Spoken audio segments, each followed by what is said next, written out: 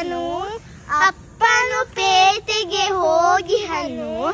ಅವ್ವನು ಬರಲಿ ಅಪ್ಪನು ಬರಲಿ, ತಿನ್ನಲು ಹಣ್ಣನ್ನು ಕಳಿಸುವೆನು. ನನಗೂ 2 ರೆಕ್ಕೆಯ ಹಚ್ಚು, ಹಿಂಗಡೆ ಬಣ್ಣದ ಹುಚ್ಚವ ಚುಚ್ಚು. ನೆತ್ತಿಯ ಮೇಲೆ ಹಚ್ಚವ ಹಚ್ಚು, ಮೆಲ್ಲನೆ ಮೇಲೆ ಹಾರುವ ಹಚ್ಚು. ಅಲ್ಲಿಂದ